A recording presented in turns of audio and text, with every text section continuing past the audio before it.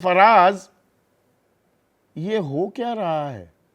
India गठबंधन में कांग्रेस कहीं और जा रही है, आम आदमी पार्टी कहीं और, ममता बनर्जी तो बिल्कुल ही अब वो तो हिस्सा ही नहीं है, और अखिलेश यादव कह रहे हैं नहीं नहीं मजबूत करेंगे, समीक्षा पहले की होती तो दिल्ली में ये हाल ना होता, बीजेपी ना जीत पाती। समीक्षा करेगा कौन? वो बैठक होगी किसकी? वो मजबूत होगा क्या?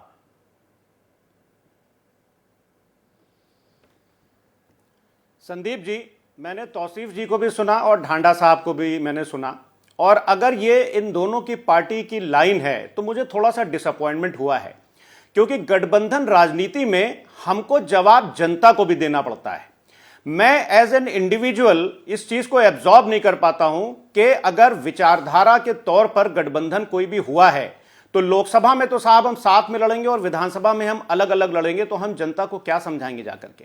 देखिए, मैं और मेरी पार्टी इस चीज में बिलीव करते हैं कि भारतीय जनता पार्टी को हराने के लिए एक स्ट्रांग गठबंधन जरूरी है।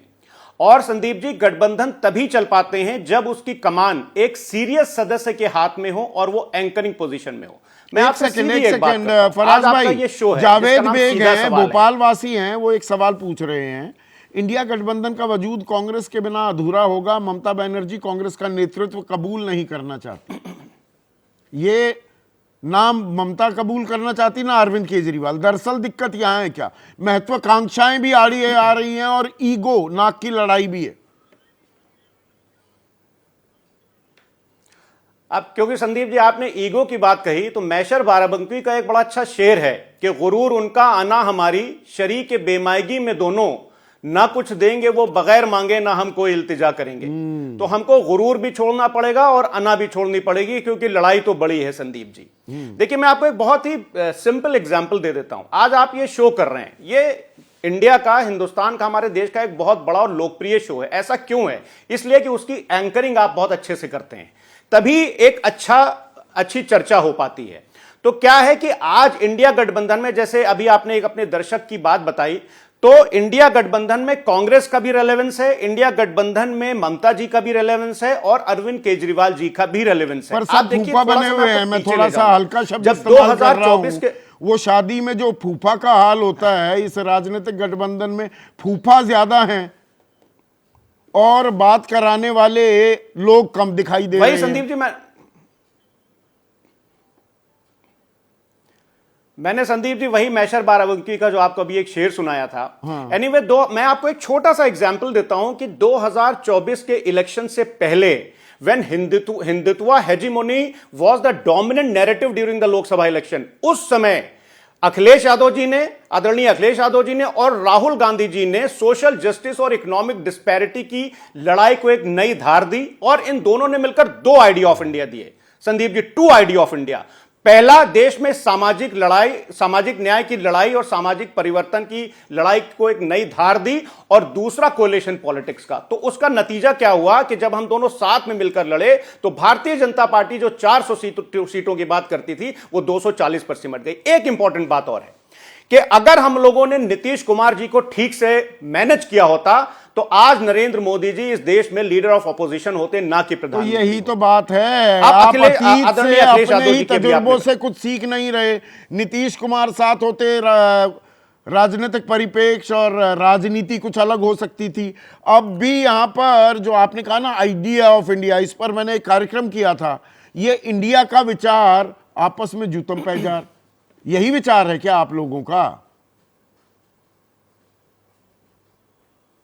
नहीं संदीप जी, देखिए, हमारे राष्ट्रीय अध्यक्ष आदरणीय अखिलेश यादव जी ने अभी 1-2 दिन पहले एक स्टेटमेंट दिया। उन्होंने कहा कि इंडिया मजबूत होगा।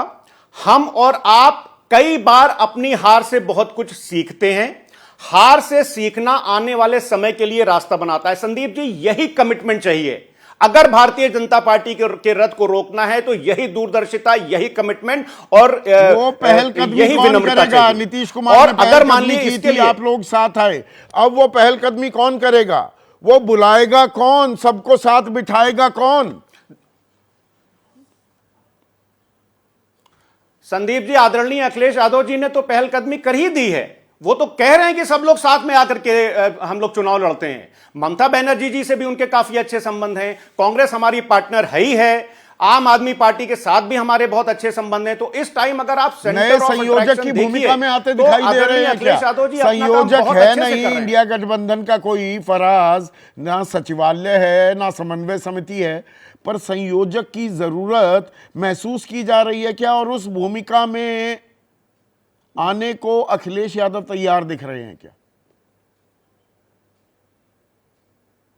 देखिए संदीप जी, आदरणीय अखिलेश यादव जी, भारतीय जनता पार्टी को हराने के लिए कोई भी जिम्मेदारी मुझे लगता है लेने के लिए, मैं एज अ कार्यकर्ता मेरी ये ख्वाहिश है कि अगर बीजेपी को हराने के लिए आदरणीय अखिलेश यादव जी को संयोजक की भूमिका दी जा सकती है तो बिल्कुल मुझे लगता है कि वो करने को तैयार हो जाएंगे, क्योंकि जितनी मैच्योर राजनीति उन्होंने उत्तर प्रदेश में, कि मैं आपको एक और छोटा सा एग्जांपल दूं, अगर आप कोलेशन पॉलिटिक्स का उत्तर प्रदेश में एनालिसिस करिएगा संदीप जी, तो 2017 में हमने कांग्रेस के साथ मिलकर के एक कोलेशन किया और हमने विधानसभा के चुनाव लड़े और आदरणीय अखिलेश यादव जी ने बड़ा दिल दिखाया।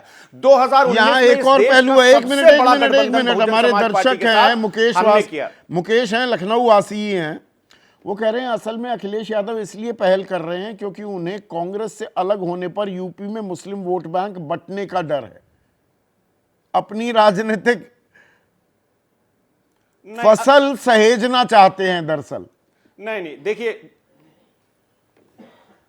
अखिलेश यादव जी इस देश की गंगा जमनी तहजीब को बचाना चाहते हैं। आदरणीय अखिलेश यादव जी इस देश के संविधान को बदलता हुआ नहीं देखना चाहते हैं।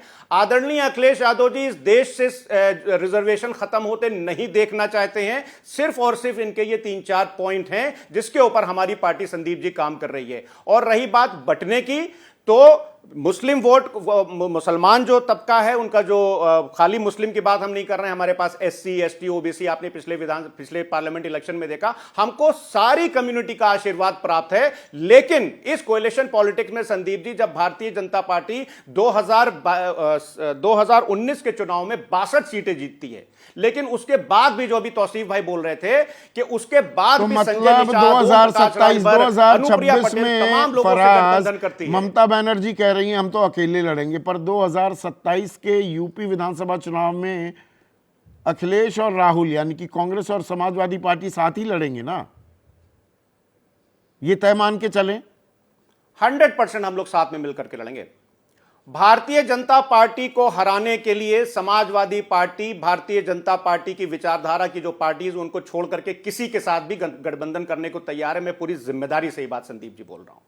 तो बीजेपी को हराना हमारा पहला मकसद। आपका गठबंधन इंडिया विधानसभा में भी यूपी में इंटैक्ट रहेगा, बाकी जगह भी इंटैक्ट रहना चाहिए या नहीं रहना चाहिए?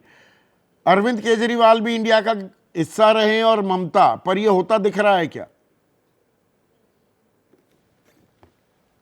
संदीप जी, हमने अभी पहले भी आपसे ये बोला है कि भारतीय जनता पार्टी को हराने के लिए चाहे वो दिल्ली हो चाहे बंगाल हो, इंडिया गठबंधन इंटैक्ट रहना चाहिए। रेलेवेंस और इररेलेवेंस की कोई बात नहीं। आप ये बताइए कि दिल्ली में अभी चुनाव हुए, रामविलास पासवान जी, चिराग पासवान जी की पार्टी एक सीट पर लड़ी और जेडीयू एक सीट पर लड़ी, क्या उसका वहां रेलेवेंस था? लेकिन क्योंकि एक गठबंधन था, और मैं इस बात की तारीफ करूंगा। तो हमारी जिनसे लड़ाई है उनसे लड़ने के लिए हमको बड़ा दिल दिखाना पड़ेगा, चाहे वो हमारी पार्टी हो, चाहे वो कांग्रेस पार्टी हो, चाहे वो तृणमूल कांग्रेस हो, चाहे तो बड़ा दिल कौन दिखाएगा? या यहाँ पर सब अपने राजनीतिक हित भी साध रहे हैं।